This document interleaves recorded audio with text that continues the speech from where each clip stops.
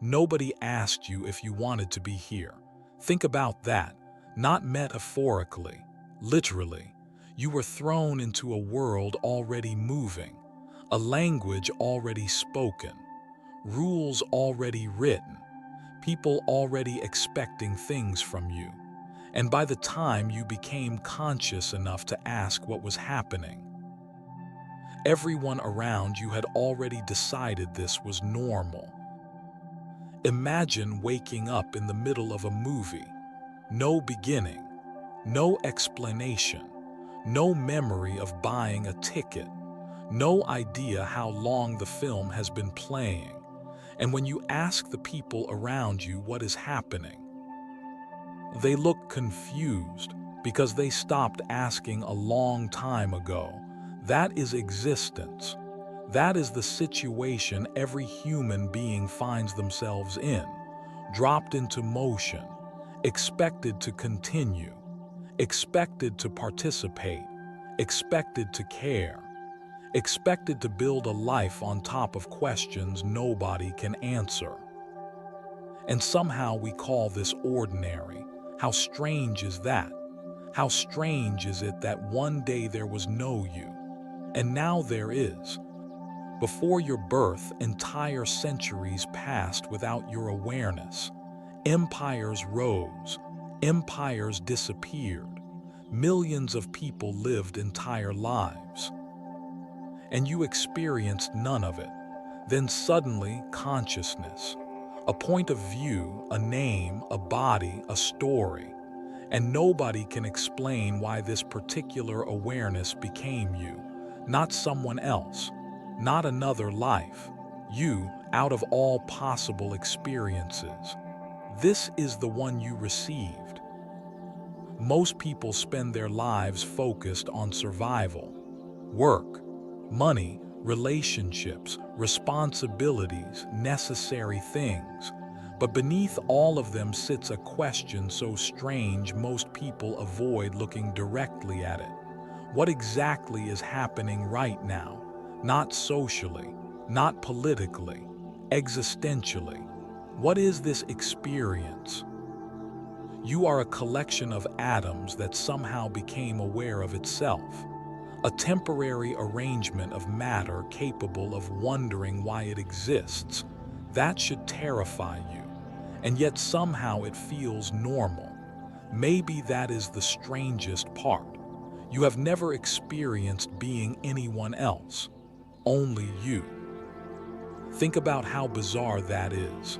There are billions of conscious minds on this planet. Billions, each carrying fears, dreams, memories, entire private worlds. And you will never enter a single one of them, not completely. You are trapped behind your own eyes forever, looking out, guessing, interpreting, hoping you are understood, and every person you have ever loved is trapped behind theirs. Maybe loneliness begins there, not in isolation, in separation, because no matter how deeply someone loves you, they can never fully enter your experience. They can approach it.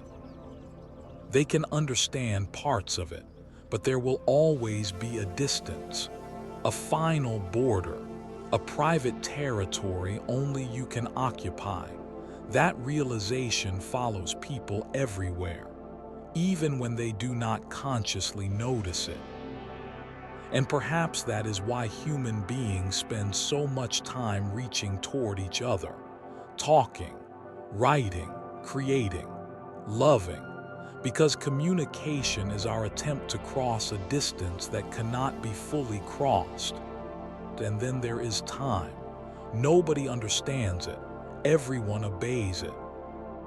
Every second of your life disappears while you are living it. The moment becomes memory. The memory becomes distance. The distance becomes history. And somehow we continue acting as if permanence exists. You save photographs because moments vanish. You tell stories because memories fade. You fall in love knowing people change. You build a future knowing the future eventually becomes the past. Everything you touch is moving away from you. Everything. One day you realize something unsettling. You are not moving through time. Time is moving through you. The child you were is gone. Not hiding. Gone. The person you were 5 years ago no longer exists. The version of you reading this sentence already belongs to the past. Existence is constant disappearance. And yet somehow life continues, which creates another impossible question. If everything changes, what exactly remains? People spend years searching for identity. Who am I? What defines me? What stays constant? But every answer eventually falls apart. Your beliefs change, your personality changes, your body changes, your desires change, your fears change, even your memories rewrite themselves. And still something inside you whispers, I am still me. How? What is that thing? What remains when everything else moves? Nobody knows. And somehow we continue living on top of that mystery every day. Then comes another realization. You did not choose the conditions of your existence, not your birth, not your genetics, not your family, not your culture, not your century. You inherited a starting position, then spent your life calling it yourself. Think about how much of your identity arrived before your first decision. Your language, your assumptions, your fears, your opportunities, your limitations. How much of your life was chosen? Before you were capable of choosing. That question can keep someone awake for years, and yet despite all of this, despite uncertainty, despite mortality, despite confusion, human beings continue. They laugh, create, dream, fall in love. Plant trees they may never sit beneath, make promises, write songs, hold hands, imagine futures. There is something almost absurd about it. The universe offers no guarantees, and people continue caring anyway.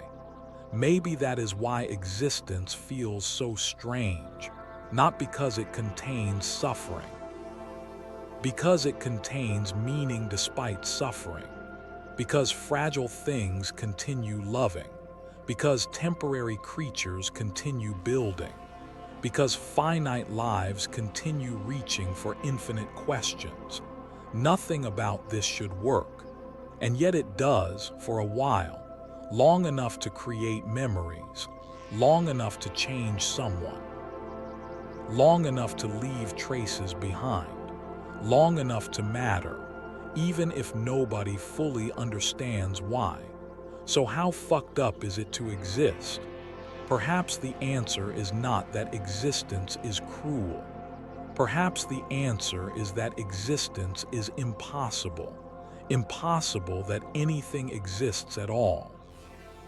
Impossible that consciousness emerged from silence.